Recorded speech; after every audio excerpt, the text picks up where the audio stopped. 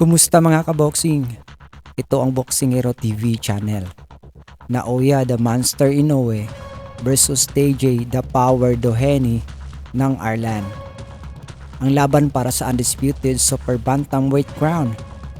Nakasalukuyang hawak ni Naoya na ginanap sa Ariake Arena, Tokyo, Japan, September 3, 2024. Gaya ng inaasahan ng karamihan na matatapos ang laban sa loob lang ng 6 round. Mahirap talagang talunin ang monster ng Japan. Pero nakita natin, may pagkatigasin din talaga itong si Doheny. Kahit ito ay 37 years old na at si Inoue ay 31 pa lang. Nanggigigil na si Inoue at gusto na itong tapusin ang laban sa early round pa lang.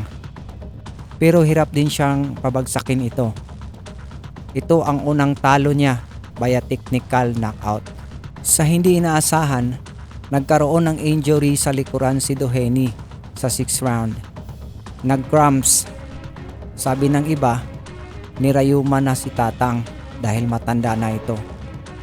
Pero alam niyo ba mga kaboxing, 3 ang tinalo ni Doheny via TKO sa Japan. Bago ito labanan si Naoya. Kumpiyansang makuha ang pang-4 na panalo. Kaya lang bigo siya sa monster. Ginawa lang pataba sa kanyang record. Ayon naman sa promoter na si Bob Arum, sa susunod na taon ay lalaban na si Inoue sa Las Vegas, Amerika. Kaya abangan natin yan mga kaboxing. Sa kabilang linya naman, panay post pa rin ang ating kababayan na si Casimero sa kanyang social media account. Nagkataon lang daw na mahina ang nakalaban ni Turtle. Hindi pa rin daw ito nakaharap na pareho sa kanya gumalaw.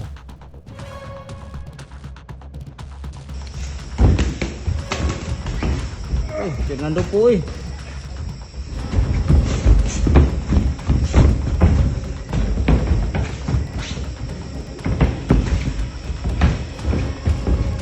Kaya maginganas tata, ayo lagi pagkuhan. Ayo. Diskartigin ba sa maginganas tata? Kaya pataykin mo na. No. Anong masasabi mo kaboxing? Sino kaya makakatalo kay Inoue? Mangyayari pa kaya itong inaasahan ng karamihan? Ang makalaban si Casimero na tinaguri ang angas ng Pinas? Magkomento ka lang sa baba at pag-usapan natin yan. Maraming salamat sa panonood. Stay safe and God bless you always.